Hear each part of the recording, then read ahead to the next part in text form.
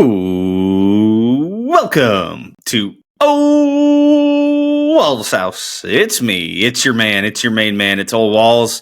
I'm back with you. Another episode coming up. Got a lot of pain to discuss tonight. Got some. I don't know if they're going to be fun topics for me, but we got topics. NFL playoffs, college football playoffs coming your way. Checking in around the other sports world and my passing thoughts all coming up here. But just want to start off by saying thank you to everybody. Appreciate the support. Appreciate all the watches, the listens. Thank you. You guys know the deal. If you guys could, we're doing a little housekeeping here. If you guys could, please rate, review, comment, subscribe, share. Let everybody know. Ole Walls House, place to be. So YouTube, Spotify, Apple Pods, Amazon Pods, you know where to find us. So again, thank you guys so much. I appreciate all the support. And without any further ado, let's get into this. We have to start with the Packers. It just has to be done. That was about as unfun an experience as I've had in a while watching the Packers. Going into the game, I wasn't optimistic. Eagles are good. I've said the Packers aren't there.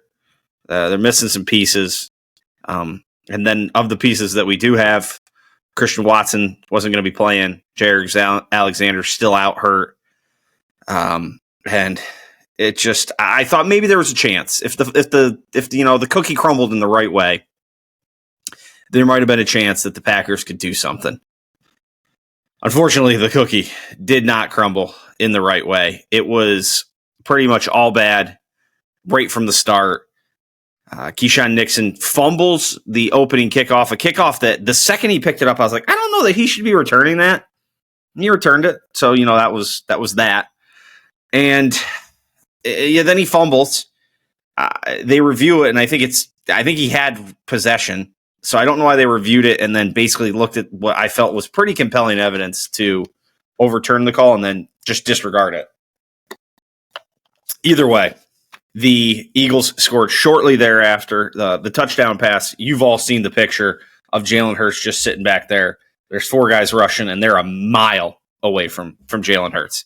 He had all day, found Jahan Dotson in the back of the end zone. Jahan Dotson, a guy I wanted us to draft. I don't know if it ever would have worked out, but I forget where he got drafted and what the order was, but it was bad, and it never really got better. I mean, the first four plays, it was just a disaster. So you had the Keyshawn Nixon fumble. The next play, Jordan Love threw what should have been a pick. And so the first four plays were fumble, holding, should have been a pick, one single yard. Ended up punting it later. It was no good, just right from the start. Then Brandon McManus, who's been rock solid for us, misses a field goal, would have made it 10-3. The penalties felt like a killer again in the first half. I don't know what the penalty total ended up to be. Yeah, 8 penalties for 85 yards. Just not good. I mean, the Eagles, the one thing to be said here is the one positive is the defense balled out, man. The defense played really well. Packers had more total yards, held the Eagles to under 300 total yards. They rushed for $169, which, can't happen when you play the Eagles, and they got Saquon Barkley back there. 25 carries, $119, and, he had another 40 in him or so. He could have scored on that last one when he slid. And then the next thing was the Packers struggled to get the run going. I mean, and back to the defense real quick before I move on. The defense got put in bad situations all game. Just short fields, we're playing a lot. I wonder what the time of possession was. It ended up being pretty even, but it felt different in the first half. But the defense held up pretty good. They were in bad positions. They only gave up 2 touchdowns. I mean, it was weird. It was really weird. It's the defense not standing up for the Packers was the long-time thing. It was always, Rodgers could do only so much to overcome the defense, and here we are, the defense is doing what we need them to do, and the offense just lays an egg. Struggled to get the run going. Josh Jacobs ended up breaking a longer one. Let's see how far that run was. Does it say? It doesn't say how far the run was before he set up his touchdown run. But, he had 85 yards and like 30 of them came on the one run, 18 carries. And Jordan Love was just bad, man. He was just bad. 20 of 33, 212, and 3 interceptions. Should have been a fourth in there, like I said. It was just bad, man. It was really bad. And again, I knew it was a tall task. Coming in to play the Eagles. Christian Watson being out was going to hurt. There's stats out there that Jordan Love plays exponentially better with Christian Watson on the field. The yards per pass goes up. The completion percentage goes up. Like everything goes up. And, the game was just, the opening kickoff, literally the opening kickoff the tone was set that the Eagles were in charge of this game and the Packers weren't there. And for a team, and I'm stuck here. I'm really stuck in what I think about the Packers. I've had multiple thoughts run through my head. I've read a lot of different things. A lot of people are saying, hey, Packers, second youngest team in the NFL. They're going to be fine, still ahead of schedule, if you will. And, Bill and I had talked about that last week, or maybe it was just something we talked about before that, last year was kind of a gift. That was way ahead of schedule. And, you're probably still ahead of schedule this year. 11 wins this year. Problem is 6 losses against the best teams. And that's how you win titles. You have to beat the best team, and then a terrible loss to the Bears in there too. 1-5 in the division this year. 1-5. That's it. Youngest team. Jordan Love has talent. Josh Jacobs is young and good. Jaden Reed is good. Christian Watson maybe can get healthy. The defense played solid. Xavier McKinney's good.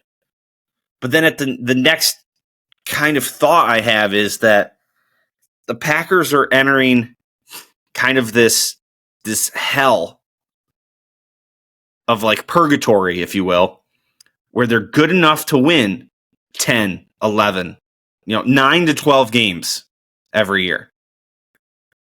But are they good enough to take that next step and get over the hump and get to the NFC title game and get to the Super Bowl? It doesn't feel like it right now. That said, a lot can change in the NFL, and a lot can change quickly. But right now, it feels like this team is entering a stretch where it's going to be like, we're going to get in the playoffs, and then what are we going to do? Are we going to get out of the wild card round? Are we going to get to the divisional round and then just poop out there? It just feels like it's going to be a team that's good enough to keep it together, but not good enough to get over the edge. That's what it feels like right now. That's, day later, that's where we're at. And I'm seeing people say, oh, no, we're fine. I'm seeing people say Jordan Love's, that was an issue in the way he's performed of late. And, it was really the last 3 weeks here that's made me feel very, very different. In the middle of the season, I would have said, hey, we're on the right path. It's, we need a couple more pieces, but we're on the right path. And it feels like it's a couple more than just 2 pieces. It feels like, hey, yeah, it's got to be a wide receiver. It's got to be an edge rusher. It's got to be, somebody else in the defensive backfield if Jair Alexander can't get healthy. The injuries were a massive problem in the game, obviously. Dobbs goes out.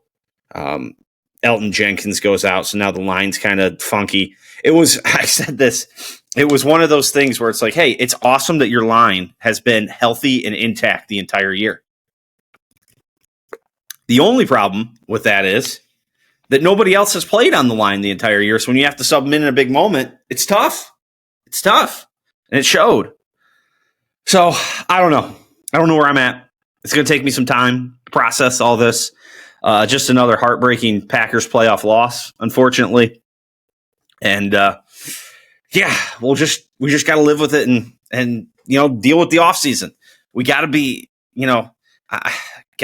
there's people saying, oh, T. Higgins and Mason Crosby. Both of those guys aren't happening. I'd be surprised if either one of those guys happens.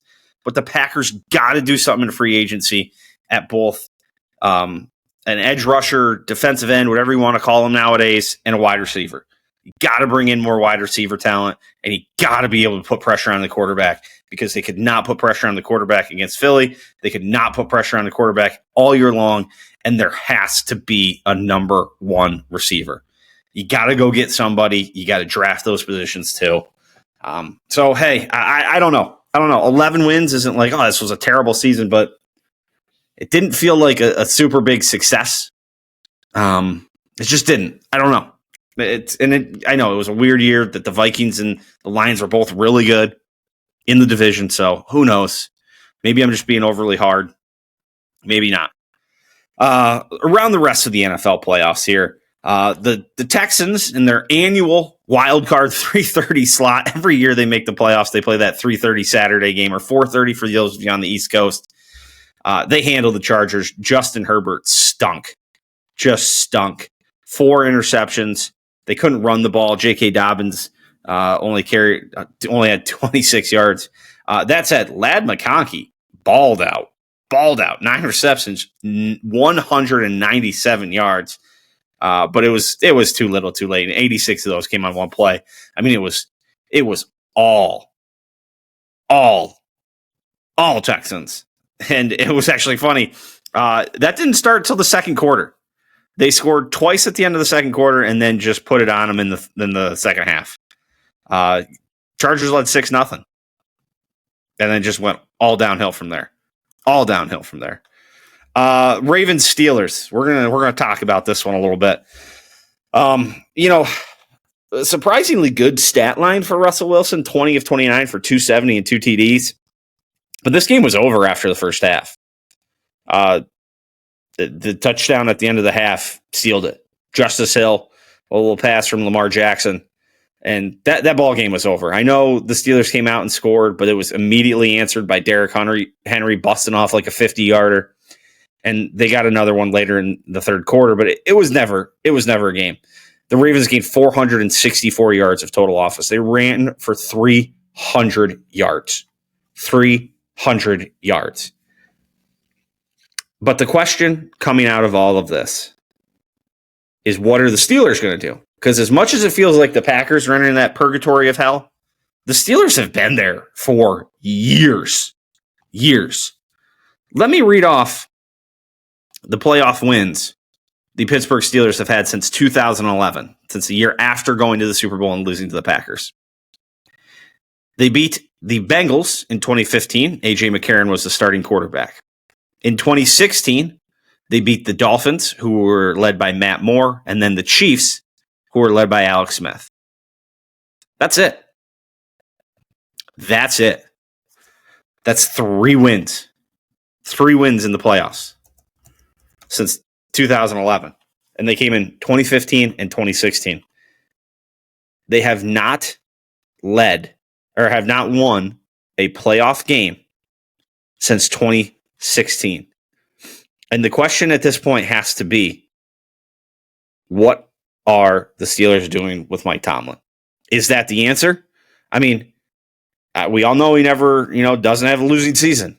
But in 2012 and 2013 and 2018 and 2019 and 2022, they did not go to the playoffs. So yeah, they're not having losing seasons, but they're not making it to the playoffs. And then obviously in most of those years, 2011, wild card loss. 2014, wild card loss. 2015, divisional loss.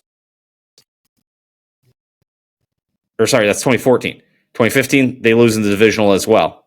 Or sorry, 14 was a wild card. 15, they win a game, they get to the divisional. Lose to the Patriots in 2016. That was the touchdown that got called back, I think. Wild card loss after going 13-3 in 2017. Don't make the playoffs. Wild card loss in 20, which was a 12-4 team. And that team started off like 8-0 or something like that, I think. They're in a weird spot, man. I don't know what they do. I don't know. Is Russell Wilson your quarterback going forward? George Pickens he's volatile, to say the least. What do the Steelers do? Is Mike Tomlin the answer?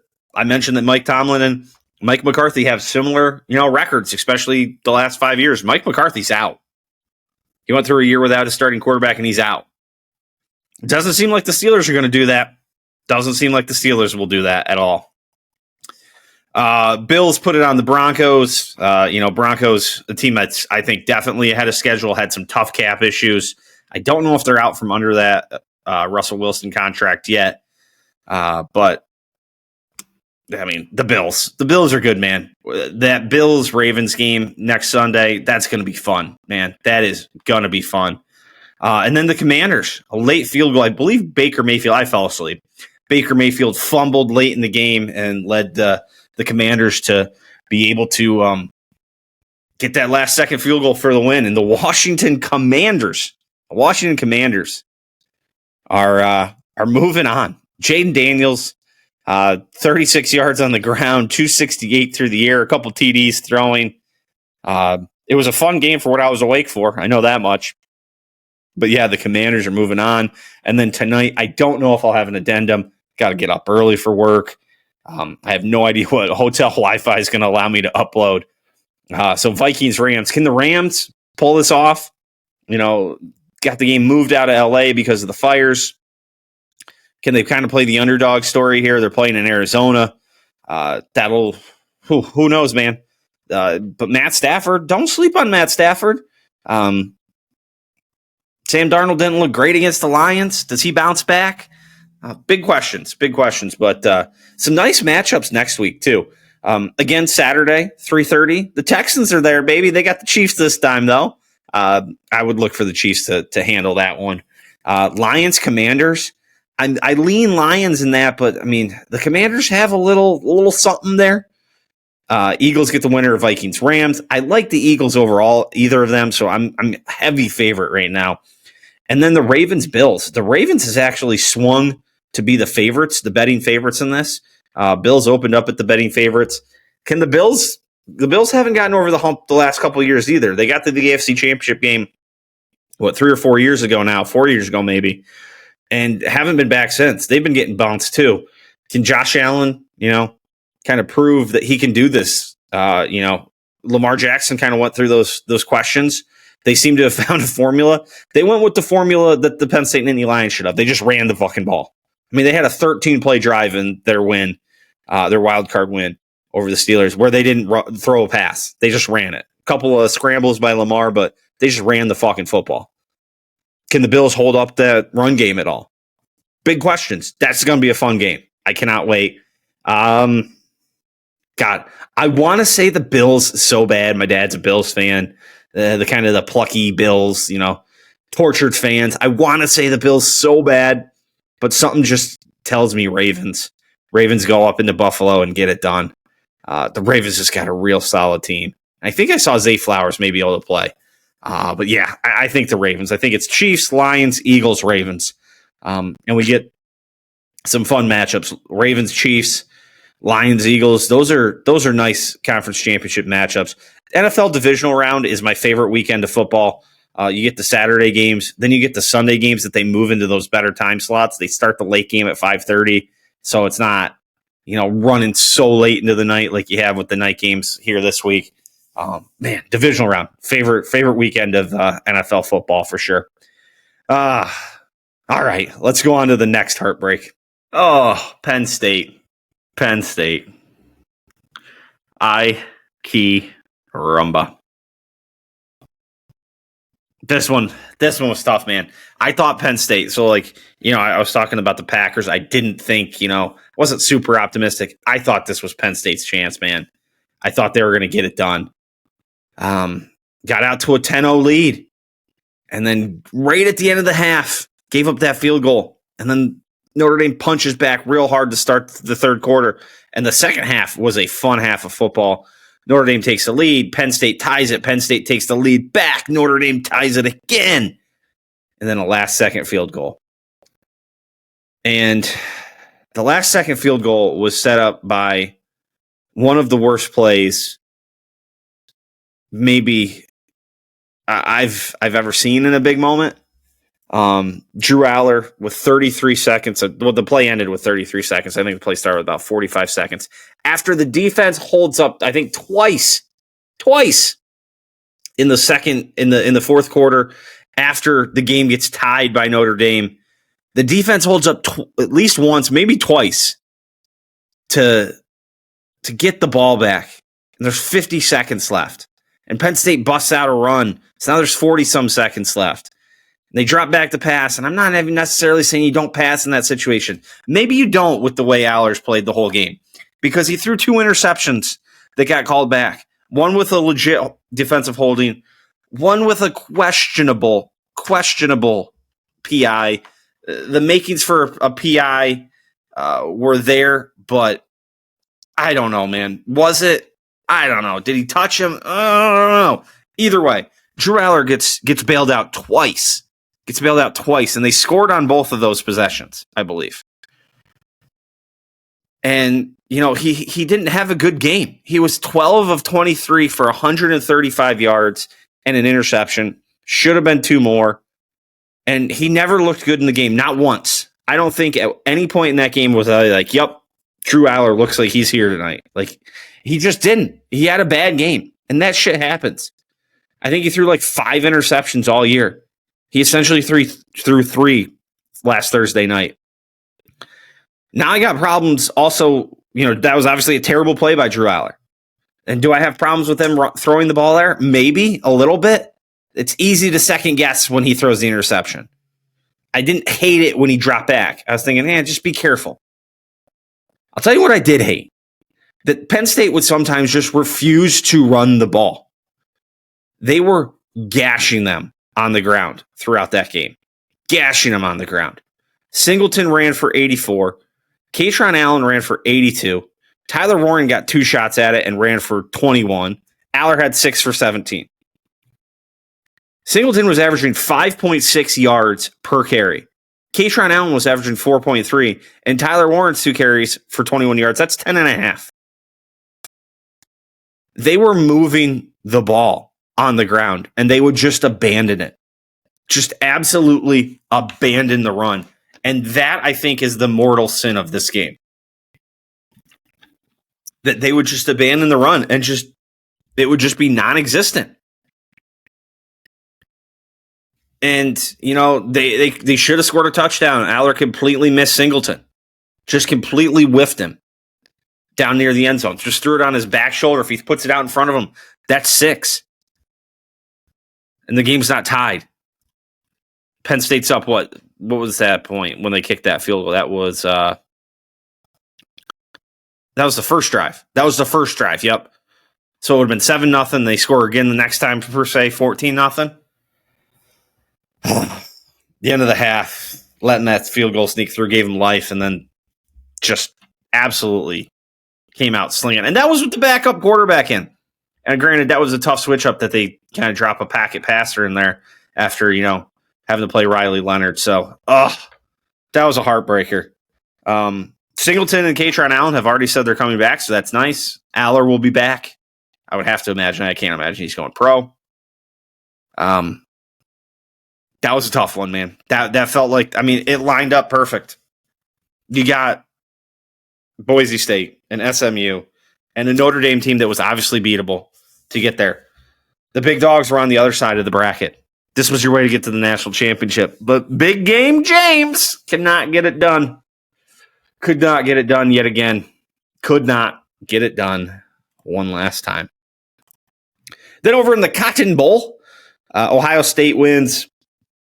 Jack Sawyer seals the game. 83-yard fumble return. I'm not going to lie to you. I didn't watch a ton of this game. I was a little depressed. They had it on. I was playing some video games. So I was keeping my eye on it. I thought after the first quarter, Ohio State was just going to absolutely run away with this one. Just the way they drove it down the field, I think, on that opening possession. Texas hung around, though. Tied it up in the third quarter. It was a 1-score game. They were driving. They were down there. But Jack Sawyer made the play. Quinn Ewers couldn't hold on to the ball. You look across, very similar numbers. 370 total yards, 341. And 20 more yards, and they tied up. Almost just a dead even heat. I thought Ohio State would win by double digits. I thought they'd cover the 8.5 or 6.5 or whatever it was. They ended up doing it. Not exactly the way I thought, but we got ourselves a national championship game. We got Notre Dame, Ohio State. I have to imagine the TV sponsors are happy. Are they really starting that game at 6:30? Oh, that is fantastic if that is true. That is fantastic. I absolutely love that. God, remember when they used to start the national title game at like 9 o'clock and end at like 12:30, 1 o'clock in the fucking morning?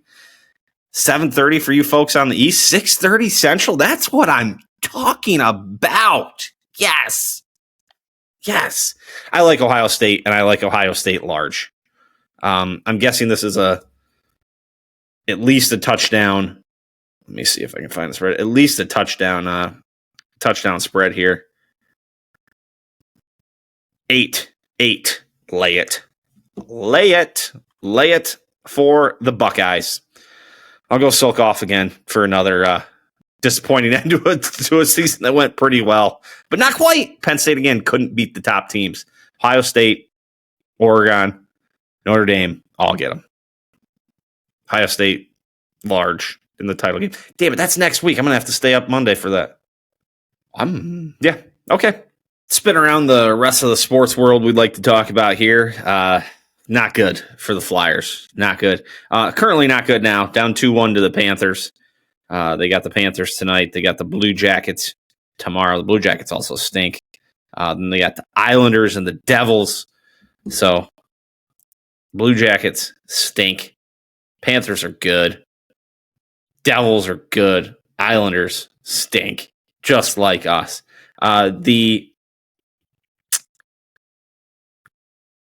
The Flyers currently in the conference, the Eastern Conference, are in second to last place. Only the Buffalo Sabres are worse. Only the Buffalo Sabres. That said, they're only 5 points out of the final wild card spot. I said the Blue Jackets stink. They're in the final wild card spot. But in the division, they're just one slot ahead of the Islanders. The Blue Jackets not as bad. But yeah, rough going for the Flyers still. About the only thing that was good over this past week is they beat the ever-loving hell out of the Anaheim Ducks, who, again, bad. 17-20-5, 18-20-5 for the Flyers. That was felt like a little bit of a revenge game. Cutter Gauthier, however you say it. The dude who left that they traded for Jamie Drysdale. Felt like those dudes were out to make a point. TK and him kind of got into it. But a lot of points go around. TK, four assists during the game. Big Meech got himself a goal. So he was on the board there, but not looking great for the Flyers. But hey, like I said, only 5 points out. Just flip it around. Figure it out. Do something. Be somebody. The Heels have won 3 in a row now. Took down SMU on Tuesday and then take down NC State on Saturday. On Tuesday, yet again, Ian Jackson has himself a really nice game. Ian Jackson, when Seth Trimble went down, he kind of stepped in and filled that void, and he did really well. RJ Davis, 26 points there. The hero of the NC State game, Jalen Washington, went scoreless against SMU, but 11 points, 12 boards, and Jalen Washington has the go-ahead dunk and then essentially a block at the buzzer to seal it. A little extra time, got it ticked off afterwards, but what a little stretch there. Ian Jackson, again, leads all scorers, 21 points. Ian Jackson's a bucket, ladies and gentlemen. He is a bucket. Bucket. That's all I got to say. He's a bucket. Some golf. There was some golf that went on. Hideki Matsuyama, a couple weeks back, won the it's not the Century anymore, but whatever it is. He won the Century Tournament, whatever they call it. And then Nick Taylor in a playoff